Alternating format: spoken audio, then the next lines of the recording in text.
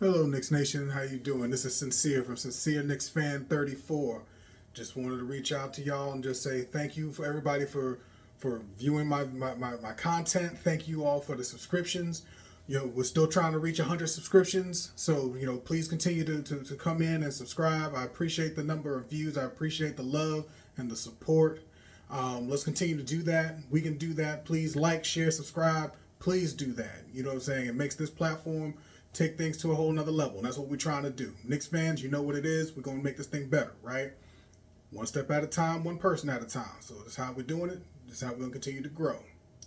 I'm going to put this out there real fast because in my last video, I was talking about the devastation that was happening in West Virginia. And I wanted to just do a quick follow-up before we go into the main topic. So the first thing is I was able to reach out to the United Way. The United Way does still seem to be the best organization to reach out to right now when it comes to information and resources to get to people that are legitimate.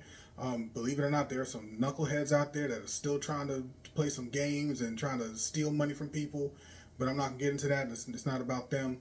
It's about those who we can help.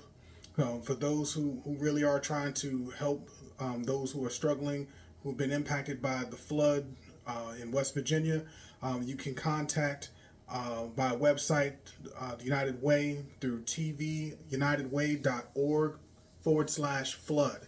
You can go and get that information to them. So whether you want to donate money or other resources or skills, that's a place that you can go. For those who are living in the Fairmont area of West Virginia, there's a phone number. The phone number for the Fairmont location is 304-366-4550. That's for the Fairmont location. For those who may live in Wheeling, the phone number for the Wheeling location is 304-232-4625. You'll be able to get in contact with some people there. You can get all the information you need for donations and materials and resources that you can provide, skills that you can provide. We can take any help that we can get. West Virginia, you know what I'm saying, we're with you. Prayers again out to everybody out there that's been impacted. Those who are actually trying to help. Prayers for you too. Thank you. Truthfully, thank you. So I hope we've made that very clear. So again, for Fairmont, West Virginia, 304-366-4550. That's for Fairmont. And for Wheeling, 304-232-4625. That's for the Wheeling area. All right. So put that out there. I want to make sure everybody was on the same page. They're trying to do it right from what I've seen and from what I've heard. So with all this being said, we're going to talk about Jaren Jackson Jr., Triple J. I'm going to just tell y'all right off the bat now, that does not seem like a very realistic situation for our New York Knicks. I like him. I would love to have him. But you got to ask yourself, what are we giving up to get him? If they're talking about a trade, that means we have to give up players to get him. If we're talking about trading up draft picks, how many draft picks do you think we have to give up to go get him? That's not very realistic. We are the New York Knicks. We just came into a situation where we're at the Eastern Conference Finals. We're not getting any lottery picks. We're not giving up lottery picks. How many lottery picks? How many picks do you think we're going to give up?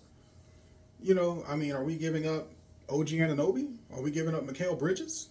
That doesn't make any sense. Now, from a defensive standpoint, he could be a very helpful player. He could be a very helpful piece. But, again, we would have to give up pieces of our core to make that trade happen.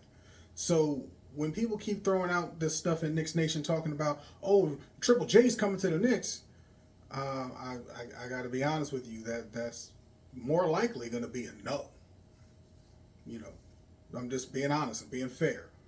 Because you tell me, you put in the comments, y'all put down in the comments who you think, if you had Triple J, who would you give him up for, right?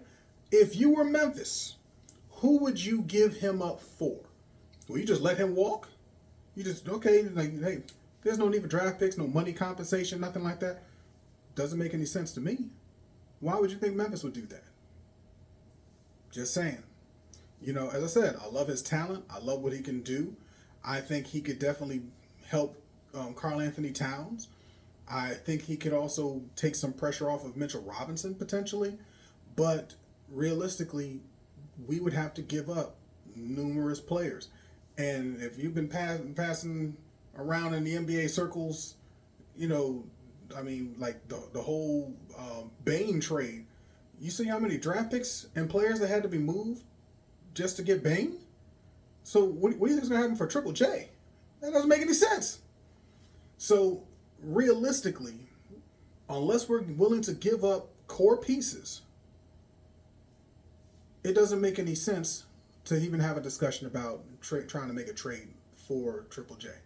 And again, we still haven't had a coach yet. So what would make us think that we're going to go and make a trade of that nature, that we're giving away core pieces and we still haven't even established our coach yet? So we got to think about the steps that we're going to have to take as an organization first. We need to have a coach. That coach needs to be able to see what kind of system they're going to implement, what kind of players that they want to put in there to bolster the team to take us to a whole nother realm. Making moves before the coach even gets in, that's not a wise idea, because the coach wants to know what kind of talent they have first and how they can build. You know, whether we get an offensive minded coach or a defensive minded coach, you already know where I stand with that. You know what I'm saying? I'm defense first, if y'all haven't caught on. You know, if you haven't seen it in the videos already, go down there and check it out. You know, coach needs. Okay, so let's see what's going on. But the reality is, when you hire the coach, whoever that coach may be, I'll be personally honest, I like Taylor Jenkins. I like Taylor Jenkins a lot. He's tough, he's defensive oriented, and he really knows how to spread the wealth out in terms of sharing the ball, body movement, ball movement, and he seems to really get the most out of his players, at least from what I've seen in his time in Memphis. So that would be my guy. I know a lot of people saying Mark Jackson. I'm not gonna lie. I love Mark Jackson. You know, New York's own. He's been the underdog his entire career, and he has proven people wrong time and time again. He would bring that New York swag. He would bring that toughness. I just don't personally believe that's going to be the direction the New York Knicks would go. You know, at least at this moment, I think the Knicks would rather have somebody that just be able to just focus on the basketball itself and not outside stuff, you know. So at this moment, I'm thinking this whole Jaren Jackson Jr., you know, let's bring him on. I don't think that's a very realistic thing. I think it's a more realistic thing after we get a coach to see what talent we can bring in and how we can develop our current talent and how to bring that team into a better efficiency, effectiveness, and hopefully overall success. Those are things that I can see who our next coach can be. How can we be better defensively, offensively, team concept, and building better chemistry? All those things are things I can see happening. But right now, I just don't see the Triple J trade being an effective thing. Now, something I did see earlier today was they were talking about James Nagy. He was a part of the Karl Anthony Towns trade. He just somehow there was word in the basketball world that he's coming to the Knicks and that we have a spot for him. That's what's been rumored, is that he's coming to the Knicks, and I'm not against that, because from what I've seen from him in some videos and some conversations with others, that he's a very athletic player. He's about 7 feet, maybe even taller, 7'7" wingspan apparently, very athletic. He could arguably be considered like a Mitchell Robinson light, right? That's a wonderful situation to be in, to have somebody who can potentially come in, step in, and be that effective defensively.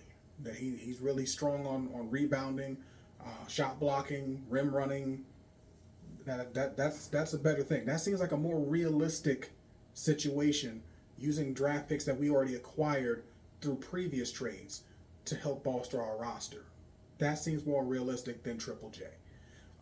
Still can, is there still the possibility? I mean, I don't want to say it's not possible. I mean, I said there the KD. I myself don't want KD on our team. Is it possible? It's possible. I don't want James Harden on our team, but it's possible. But the reality is, I don't think any of those guys are going to come onto our team, whether from the standpoint of it's just not falling in line with the timeline, or the ideas of whether they're overall contracts or money to be owed in the future just doesn't seem realistic if we're trying to stay out of the second apron. It just doesn't seem very realistic. So when it comes to Triple J, those are my thoughts. Those are my opinions. Wonderful talent, but we would have to give up something. We'd have to give up a number of people, picks, something. He's not coming here for free. There's not an NBA player that's coming to a team for free. So one way or the other, it's not happening.